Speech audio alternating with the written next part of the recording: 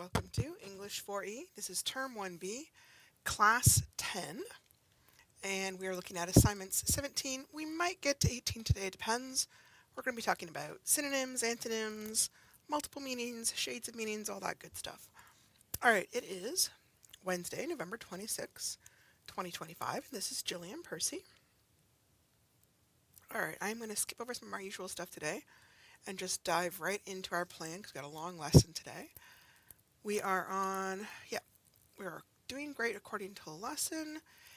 I don't think we're going to get the whole unit finished by tomorrow. Just the way we're going, it's kind of going slow. But if not, I'll try and finish up next week, okay? Here are a list of all the learning goals, and as we've mentioned before, there's about 3 or 4 assignments per lesson. So not all of these learning goals apply to every assignment. I'm not going to read them again because we've read them once. If you have any questions about it, you can always message me.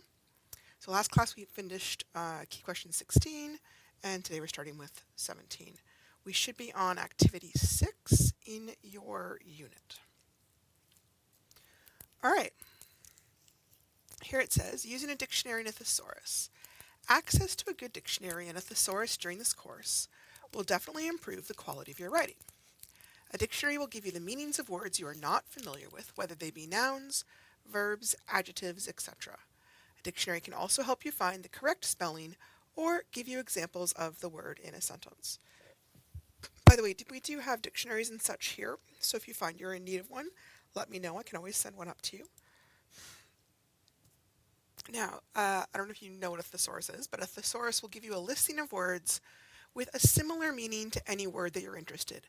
Now, I'm going to add a little thing, only if another word exists, right? Sometimes there aren't synonyms for every single word. Don't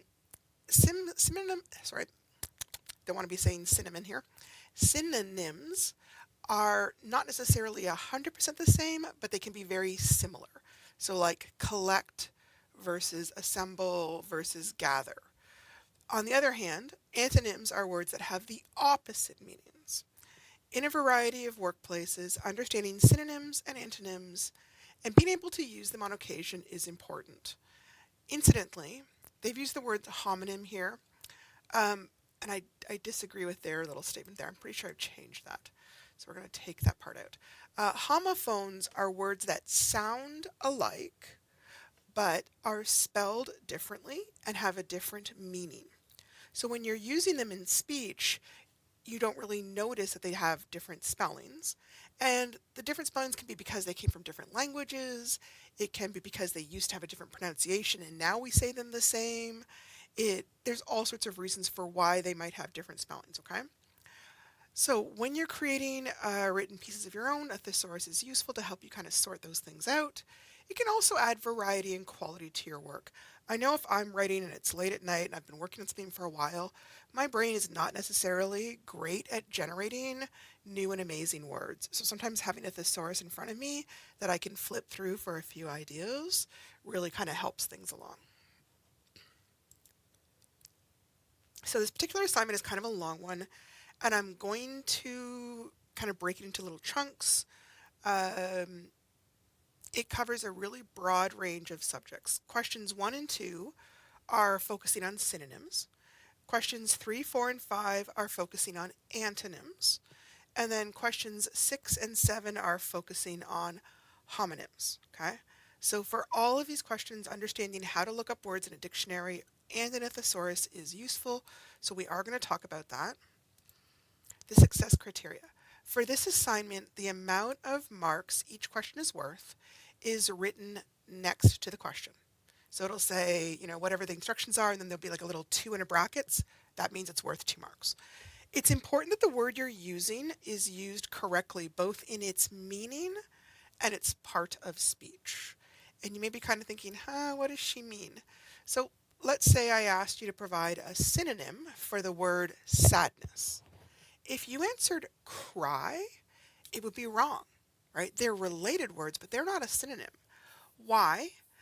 Sadness is a noun, but crying is a verb. So sadness is describing a state that someone is in, but crying is an action. So they're not actually synonyms. A different answer might be something like sorrow, right? Because it's also a noun and is similar to the idea of sadness. And the thing to think about is, could you replace that word in the sentence with the new word? If you couldn't, without changing anything else, then it doesn't quite meet the criteria for being in a synonym. So if I said his sadness over his child's death was overwhelming, I could take out sadness and put in sorrow. His sorrow over his child's death was overwhelming. But if I stuck cry in there, it wouldn't make sense. His cry over his child's death was overwhelming. It doesn't have the same meaning. Okay? So, I'm going to talk about print dictionaries first, just because I'm just not sure. This is one of those things that used to be taught in schools all the time. I have no idea if it's taught anymore, so we're teaching it today. If you take a look at this page, this is a sample of a dictionary page, and at the top, hang on, I'm going to grab a little tool here. At the top, see up here? Oh, wait, why does it not want to do it? There we go. These two words at the top are called guide words. And this one is the very first word on the whole page. And this one is showing you the last word. So if you're flipping through a giant dictionary and rather than having to read the entire dictionary, you just look at the top. Okay, well, there's DEC versus DEF. If I was looking up the word doomsday, it's not going to be on here because I'm going to be looking for a DO. So that's kind of a quick way to make sure you're finding things quickly. Now, this is kind of walking through a typical dictionary entry. Not every single dictionary has all of these exact same parts, okay? Some might have more, some might have less. It has to do a little bit with what age level it's written for, but it also has to do, some dictionaries are called compact or abbreviated, and those will kind of stick to the most simple things possible because they're trying to get as many words in there as possible. So first of all, number one is the entry word, and see right here, it's soldier. It's usually in dark letters. See how they've got SOL and there's a big dot and then DIER? They're showing you how to divide the word if you were spelling it and needed to kind of finish it on another line, but also how you would say it. So here's the pronunciation afterwards, soldier. Now, there's a lot of funny symbols here, usually either at the beginning of a dictionary or at the bottom of the dictionary page. It will tell you a little list of what each one of those symbols mean. It's a little bit different than the straight alphabet, all those little accents and everything, but it will show you in your dictionary.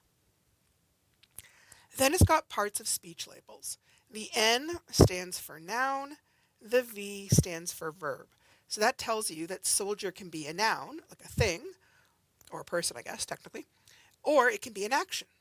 So as a noun, a person who serves in an army, that's one meaning. Or it could be a private or a non-commissioned officer. Or a third meaning could be a person who loyally serves in any cause. And then they give you an example, soldiers of Christ. Okay, that doesn't mean that it has to be Christian. They're just kind of giving you an example of how you might see it used.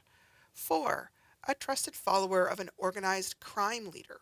Right? If they said, oh, he's a soldier in the, whatever, so-and-so cartel, then they don't mean he's a soldier. They mean that he's kind of like not high up, but carries out orders.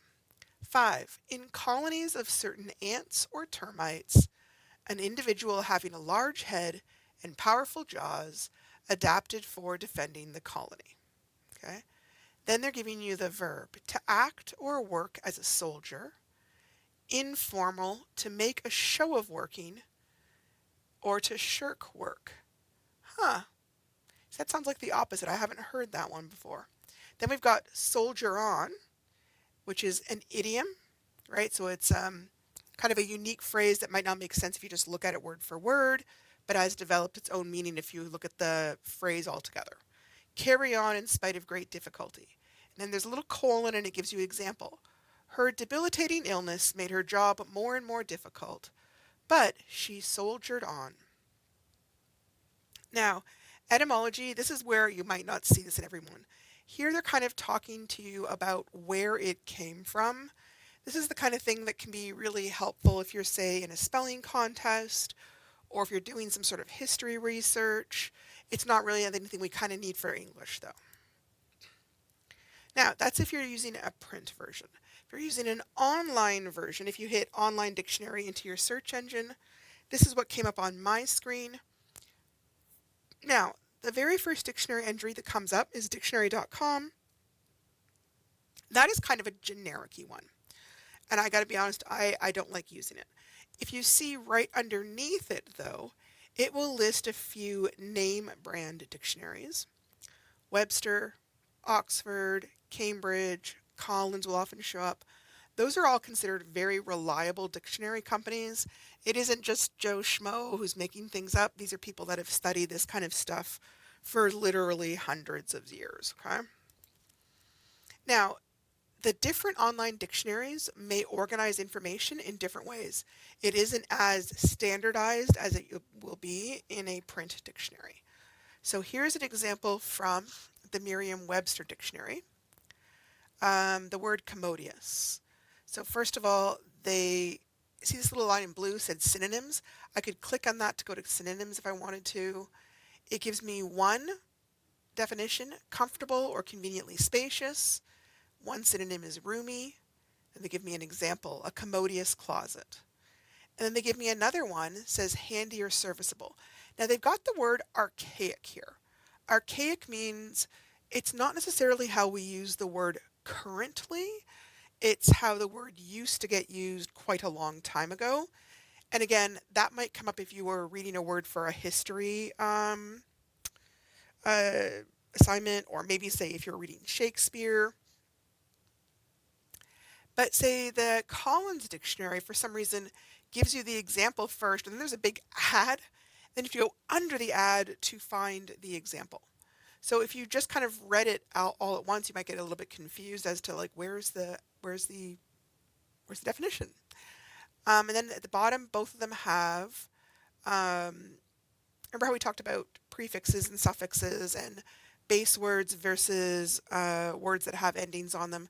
Here's where they kind of add the other ones. So commodious by itself is an adjective. If you add ly, it becomes an adverb, commodiously. If you add ness, it becomes a noun, commodiousness. All right. Where are we here? So dictionaries are useful in a variety of ways. You can check the pronunciation of unfamiliar words. You can check on the spelling of words. That's the one we tend to think of the most, but it isn't the only meaning. Especially when we add a suffix or a prefix to it, like do we drop an E? Do we need to double an L? Do we need to change a Y to an I? Is an F turning into a V?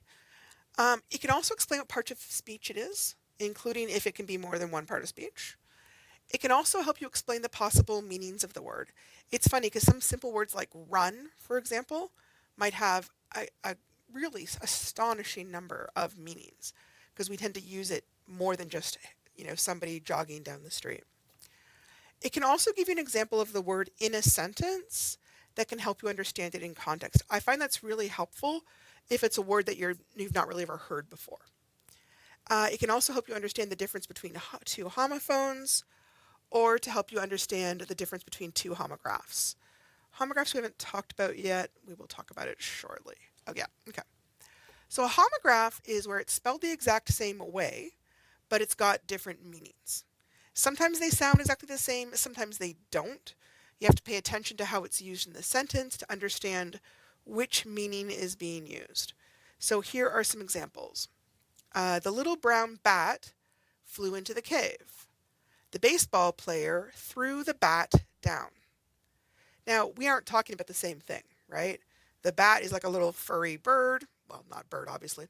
But, and the bat is like the long, thin stick that you hit the ball with. I saw you at the store yesterday. My dad is using his new saw to build a shed. So the one saw is, I looked with my eyes and it happened in the past tense. The other one is the metal blade that you're going to use to cut wood. I am trying to train my dog to do tricks. My auntie left on a train to Winnipeg. Okay, So the first train is an action, right? Kind of the idea of teaching something. The other one is a mode of transportation. We saw a beautiful white crane by the lake. The crane was lifting the windows up high. So the one crane is a type of bird, the other crane is a big piece of machinery. A lot of times we use these so commonly in speech we don't notice that they, are spelled the same but have completely different meanings. But it can come up when we are writing. I deliberately use some kind of easy ones, but it will come up with harder ones as well. Okay. Now, homographs might not be said the exact same way. Okay. Sometimes the vowel might get pronounced differently. Other times we'll shift the stress from one syllable to another syllable. So like if we initially stress it on the first syllable, it'll change to the second syllable.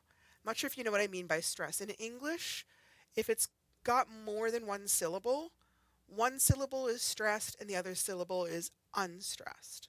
The way I think of it is the one is like where you put the emphasis, the other one has got not so much emphasis. So here I put some examples of homographs, and a lot of these, although not all of them, are where we shift the stress. So the farmer is going to produce some new leafy produce on his farm. So produce, like he's going to bring it up. Produce would be vegetables. Since you are close, can you please close the gate? There, the S changed from an S sound to a Z sound, and that changes the word. The lawyer said, I object to you bringing that irrelevant object into the courtroom. That's one where the stress changes. When she heard her wedding dress tear on the nail, the tears began to fall down her face. In that one, the internal vowel changed. I had to console my little brother when he broke his new game console. Okay, that's one where the shift changes again. Now, homophones are one of the reasons why you need to be careful with spell checker, because if it is a real word, your spell checker won't necessarily tell you it's wrong, because it's not wrong. It's just not the word you wanted. So here is kind of a funny little poem. This was originally written by Gerald H. Czar in 1992. A lot of spell checkers will not find fault with all the words in this poem. You might catch some of them, but not all of them. I'm going to try and read it. It's tricky because it so obviously isn't the right words. But if you listen to it, they sound the same, right? So, all right, here we go. I have a spelling checker. It came with my PC. It plainly marks for my review mistakes I can not see. I strike the keys and type a word and wait for it to say. Whether I am right or wrong, it tells me straight away. I ran this poem through it. You're sure real glad to know. It's very polished in its way. My checker told me so. A checker is a blessed thing. It frees you loads of time. It helps me write all styles of writing and aids me when I rhyme. Each phrase come poised up on my screen. I trust to be a jewel. The checker pores o'er every word to check some spelling rule. Now, if you're listening to this on the radio, you can't see the joke.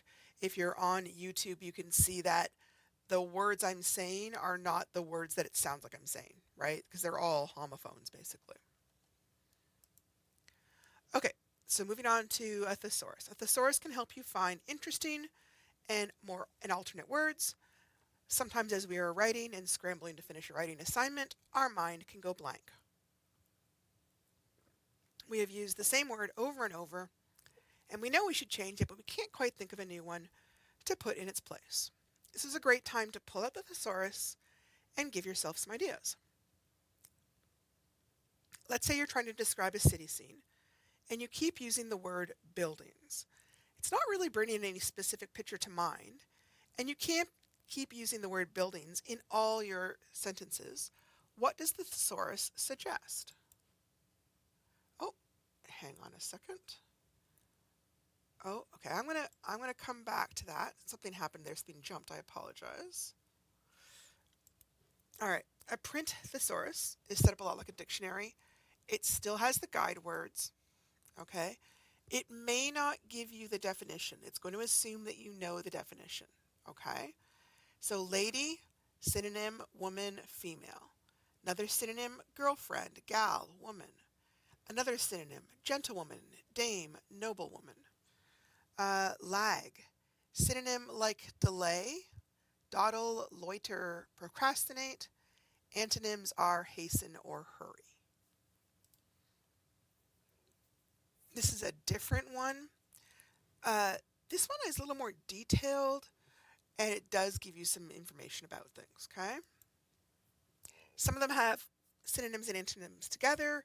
Some have them in like separate sections, like the front might be the synonyms, the back might be antonyms. Okay, we talked about that. So if I was trying to describe this scene, which is basically all buildings, I'm not going to want to use the word building over and over again, because that's going to cause some problems for my reader. It's going to get boring, but it also isn't very imaginative, and it's not going to help them visualize things very clearly.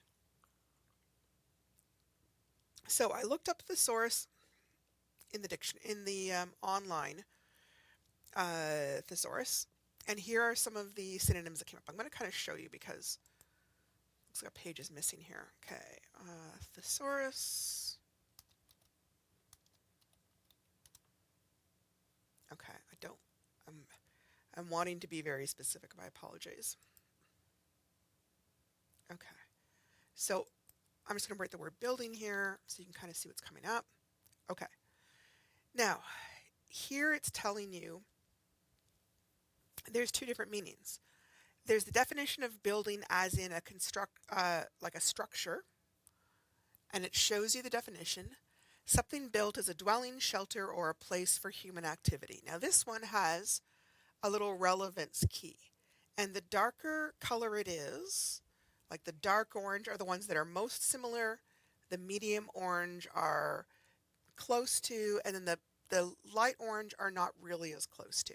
So you can see there's a good chunk of words here. They got structure, house, edifice, hut, shed, construction, cabin, castle, cottage, or tower.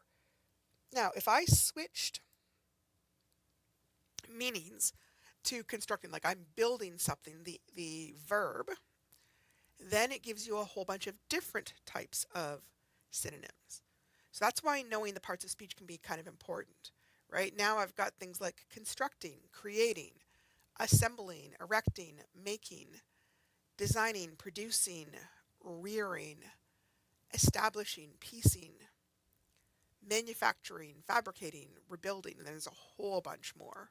Okay, so that gives you a whole lot of different words that are similar, so you're not having to use the same word over and over again.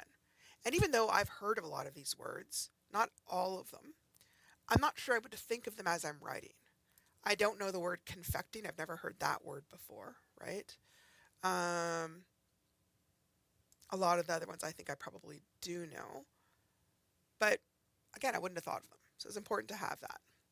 So here I grabbed some words for some ideas. Structure, edifice, tower, skyscraper. I also checked some other online thesauruses, and they didn't all have the exact same synonyms, interestingly.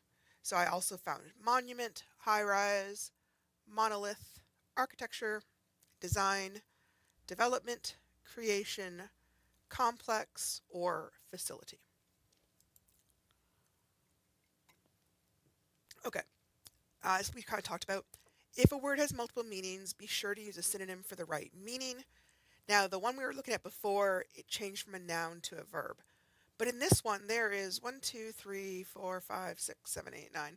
There's like 10 different meanings to the word charge and a whole bunch more words to the verb.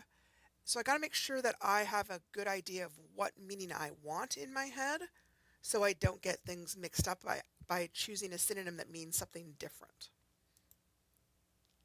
So if I use the word charge, like the police are going to charge him with murder, then these are some of the synonyms that came up. I've got accuse, indict, prosecute, impeach, incriminate, blame, criticize, fault. Or I could be saying, please put our lunch on the charge account. That's a completely different kind. There we're talking about expense, cost, expenditure, outlay, price. Okay? So I have to make sure that I'm looking up the right meaning if I'm looking for a synonym. Okay, sorry, hang on. Now, keep in mind that synonyms are alike, but they're not exactly alike.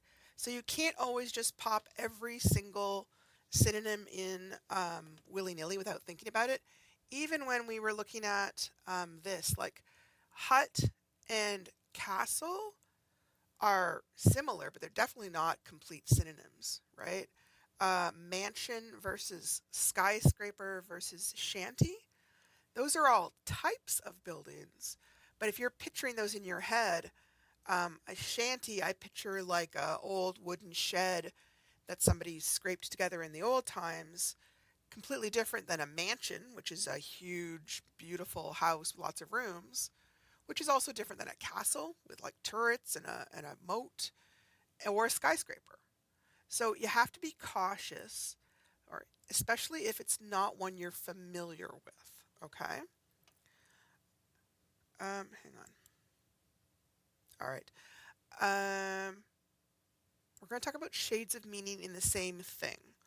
Sometimes several words may be loosely synonyms with each other, but they've got a slightly different sense of intensity. So if I take the words for cool, here's a whole bunch. Which one of these seem the least cool or the hottest, and which ones seem most cool? And we can put them in order. Now, I want to point out, sometimes we have individual associations with a word, so what I think is the most cold or the most warm may not be the one you have in your mind, and that's something else to be kind of mindful of. So we've got freezing, bracing, crisp, icy, chilly, nippy, glacial, Arctic, and cool. So the coldest one there, I feel like Arctic or glacial. I'm going to go with Arctic and then probably glacial next to that. Those are the ones that make me think of the most cold. And then the warmest ones, I would say crisp is pretty warm. And then maybe bracing.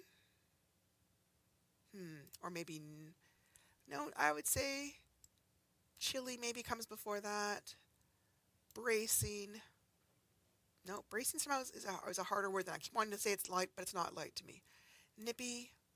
Then we've got icy, freezing. I feel like freezing is not as cold as icy for some reason. Cool. All right. So there's kind of how I've got things arranged. You might arrange them slightly differently. But I do want to be mindful of that, because if I'm trying to explain that I'm out in -50 and I'm saying, oh, it's a little bit nippy today. Well, nippy is more like it's a fall day where there's a tiny little bit of a wind and it's catching you the wrong way, right? -40 or -50, that's not just nippy. That is Arctic. That is glacial, right? So you need to be mindful of that when you're talking. How do shades of meaning affect your writing? It may give your reader the wrong impression. Like, let's say you're trying to convey that a family is outside and there's a very light wind, but here is what you write. Mom and my sister picked flowers as a blustering wind rustled through the trees. Okay, now blustering's a funny word, because in my mind, I now have a comical picture of mom and sister picking flowers while their hats are flying off and their hair is whipping around and the flowers are flying apart in their hands. Instead, I wanted something more like, Mom and my sister picked flowers as a gentle breeze rustled through the trees. So blustering versus gentle. They're both kind of describing that wind, but they're a little bit different. A breeze is much milder than a wind. Okay. You can also use the thesaurus to look up antonyms. Antonyms are words that mean the opposite of each other. There's obvious ones like black, white, hot, cold, small, big, happy, sad, truth, lie, beautiful, ugly. The tricky part is when they're not as obvious, when they're looking at more challenging words, like the opposite of monarchy. I might say democracy, right? A monarchy is when you have a king or queen that inherits the rule just by birth. Democracy is where we elect it. Someone else might choose anarchy, right? Endangered versus protected. Frugal versus lavish. Unique versus common. Terrain versus sky, okay? Remember to be careful when looking up antonyms, just like you would when you're looking up synonyms. Remember how we learned that words can have multiple meanings.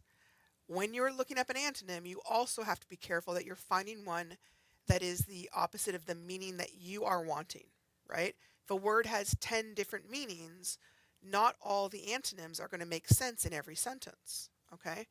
Now, some thesaurus or thesauri may make it obvious which antonyms belong to which meanings, but others may not make it very clear. I am going to suggest if you look up a word and you've never heard or seen it or read it and you really aren't sure about it, I honestly wouldn't use it until it is a word you're more familiar with. There's just too much danger that you might not really know what it means, okay? So here's an example of shades of meaning in antonyms. We've got calm. You could have, they've got two. Peaceful, quiet for inanimate things, or composed and cool for animate or live things, right? The strongest opposites, agitated, excited, harsh, nervous, rough, uncool, violent. Now I want to point out, violent and excited are very different words. I might talk about a violent wind, and that would work for me. But if I was talking about a person and I was trying to think about the opposite, excited or agitated might work better. I wouldn't use the word violent unless I honestly meant they were hitting people, right? And to be mindful of that kind of thing. So let's say I'm trying to compare the weather on 2 different days, and I want to show them as complete opposites. Last Sunday, the wind was calm and the temperature was mild.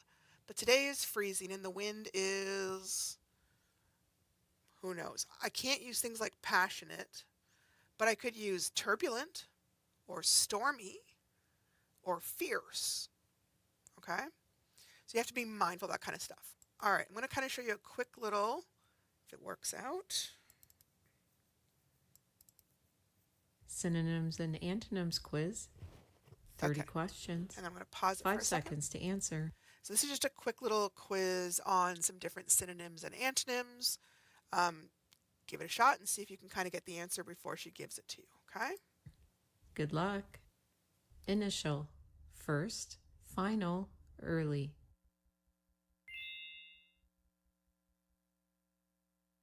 Conceal, reveal, hide, disguise.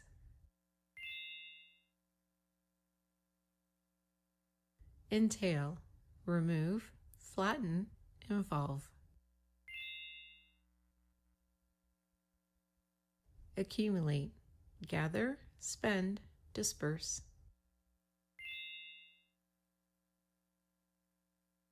Precise, horizon, accurate, imprecise. Perceive, overlook, ignore, notice.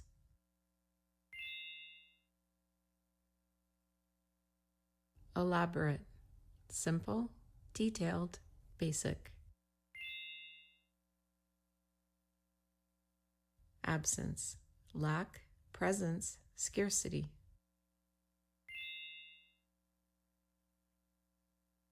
Apparent, hidden, hazy, obvious.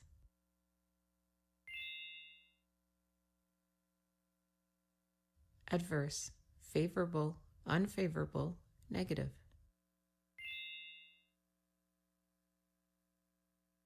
Convey, contract, keep, communicate. Common, unusual, normal, typical.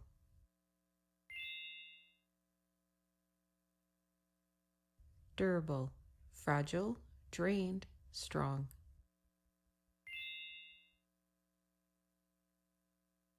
Incentive, penalty, deterrent, motivation. Tolerate, endure, forbid, dislike. Utmost, minimum, least, highest.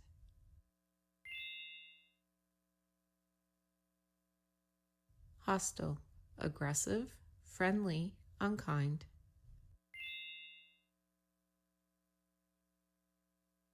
Flexible, rigid, adaptable, fluid.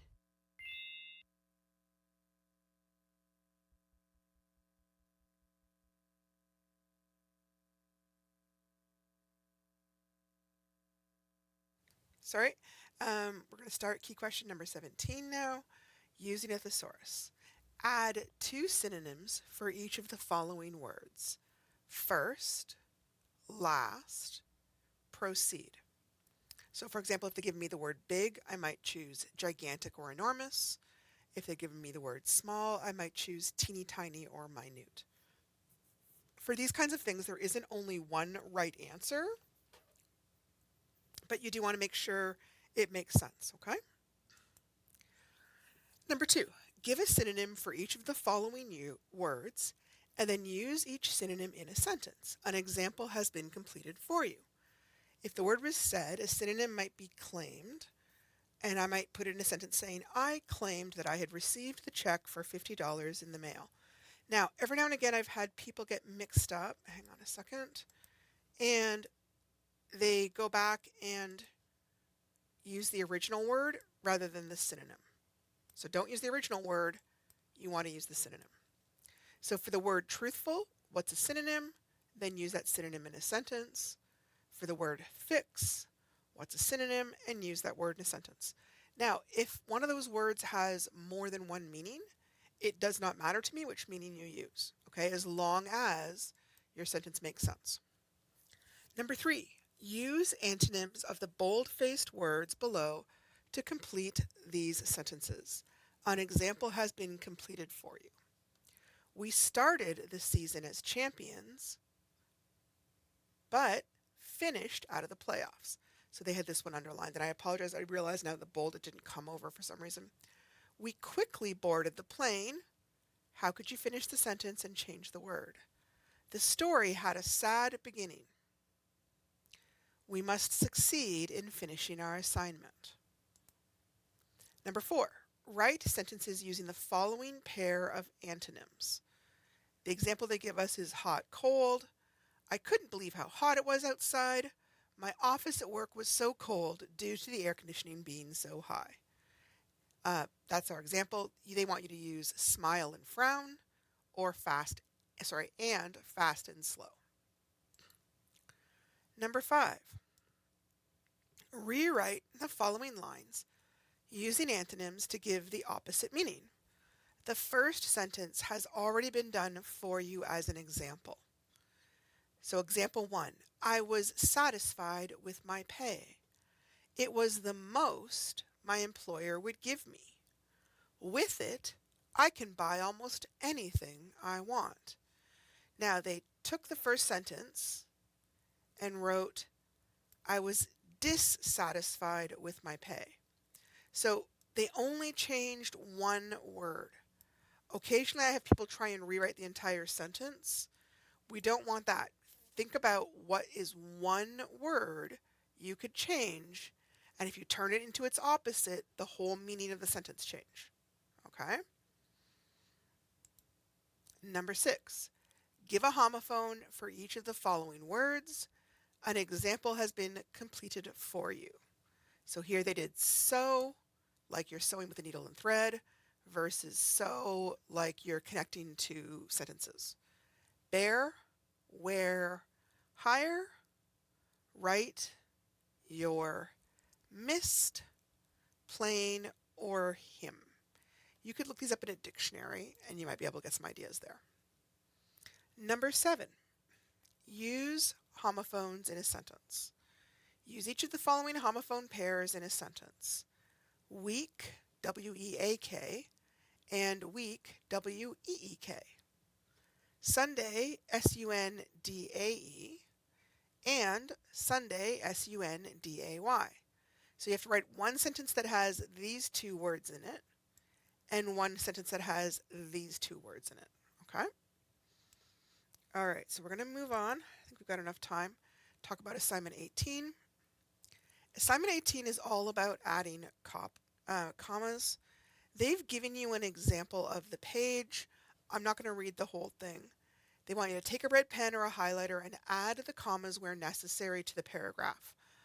I'm going to suggest you don't use pencil for this one if you can possibly help it, just because the pencil I find can be really hard to see. If you use a red pen or a red pencil, something that really stands out, it's a lot easier for me to see, okay?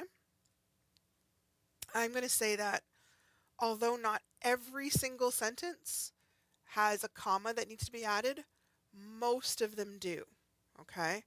Sometimes people look at the 5 marks and go, oh, I'm just going to add like 5 commas. There's way more than 5 commas needed in here, okay? Now, I find commas are the hardest part for most students, where they just say, I just don't know where to put the commas, I'm just kind of guessing. So I think there's 3 main reasons for the confusion over how and where to put commas.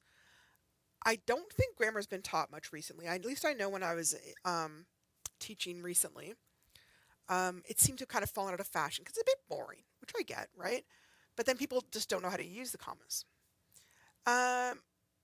Most of the types of punctuation have really only 1 or maybe 2 uses. Commas have a whole bunch of different jobs or a whole bunch of different places they can be used. I think that's part of what makes them confusing. The other thing, in text or in Facebook messaging, we often have been using commas where we should normally be using periods. I've heard, and I don't know if this is true, but that some younger people view periods as overly formal in text messages. So if you put a period in a text message, they think you're being insincere or sarcastic or harsh. So if most of your writing's been done on the internet, you may be used to using commas as a type of soft or gentle period and not really familiar with how we use it in more academic writing, okay? So we're going to kind of walk through these different ways. If we run short, we'll just finish it up tomorrow. So the most familiar way to use commas we've talked about before is if you're creating a list of 3 or more items, you put a comma between each item on the list. She was going to the grocery store to get icing, comma, cake mix, comma, milk, and eggs. If a list only has 2 items, you don't need a comma. To fix my bench, I just need some nails and a hammer. Okay? We use the word and instead, and so that works.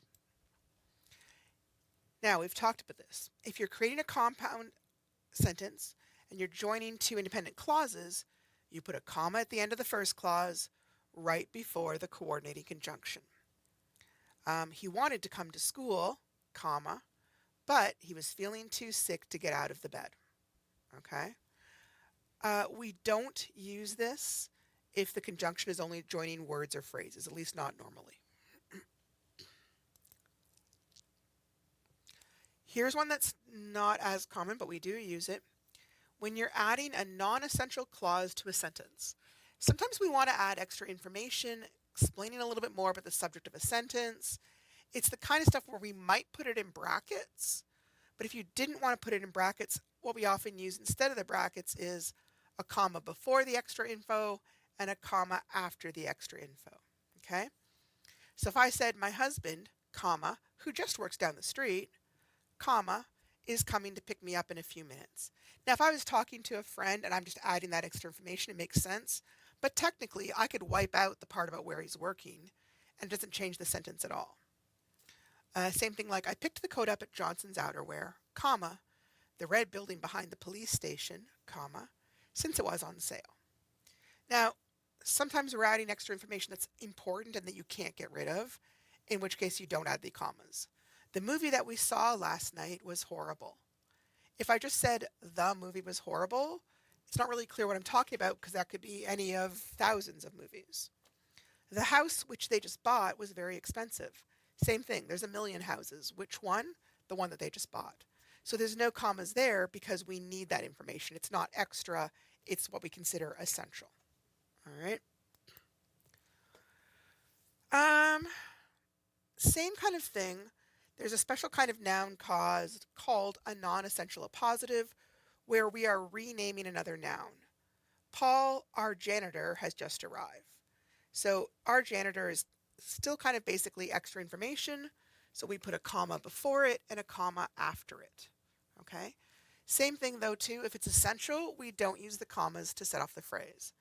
If I said, his son John will be driving us to the airport, I don't necessarily need commas around John because maybe he's got a bunch of sons. So I'm explaining which one. Okay. The prison Attica was famously horrible. Well, I have to explain Attica because there's all sorts of prisons. I don't know which one we're talking about. We've talked about this a lot. We use commas when there's an introductory phrase, an adverb phrase, a prepositional phrase, a transition phrase. Normally, those things would come after the verb, in which case there's no need for a comma. But when we shift them to the front of a sentence, we put a little comma after them to show, hey, this isn't the main part of the sentence, it's coming up. Like tomorrow, comma, I am going to give ask my boss for a raise. Okay. Remember that adverbs can be one word or an entire phrase. Here's like a whole little list of some examples. Next month, comma, we will be moving to a new city. Up ahead, comma, you can see my house on the left. At 2 o'clock, comma, my daughter has a doctor's appointment. Prepositional phrases can also come at the front. Things like beside the school, some children played in the field. Over the hill, I see a baseball field. Same thing. You put a little comma there to give the person a heads up. Hey, this isn't the main part of the sentence. It's coming right afterwards. Okay. Here's some more examples. I'm running out of time, so I'm not going to read them, but you can read them if you want to. Oh, this is the other big one. We use a comma to introduce quotation marks. So if I say, the rock star yelled, let's get this concert started. I put a comma after the word yelled because I'm introducing the quote. Okay? Now, I don't need that if the quotation came first. If I said, let's get this concert started, you already know somebody's talking from the way it's phrased. You don't need a comma. The only exception would be if I didn't want to have an exclamation point there, if I wanted like a period. We don't put a period there because we don't want two periods so close together in the same sentence. It doesn't make sense. So we substitute a comma instead. That's probably the most tricky usage, and we'll talk more about that later. Yep, that's what we're talking about there. Same thing. We talked about this the other day. We use commas to separate items in dates from the day, from the month to the year. My birthday's on October 31st, 1970. Our anniversary will land on Friday, comma, March 20th this year. His father died a few years ago on August 25th, comma, 2007. All right. We talked about a list. It can be a list of verbs or verb phrases. I was dieting, comma, exercising, comma, and working out to get ready for the Ironman. We spent the day outside, walking in the woods, comma, biking to the ice cream shop, comma, and then swimming in the lake to cool off. Yeah, that's what we talked about already. We're good for that one. All right, we don't have time to do this, but keep in mind all those types of places where you can add commas when you are looking at the paragraph. If you're finding it hard, keep in mind it's not worth very much marks. So even if it's something that's tricky and doesn't quite go right, it's not going to cost you a lot of marks if you don't get it right, okay? We will be back tomorrow. Tomorrow will be the last class for this week, okay? Take care and have a good evening.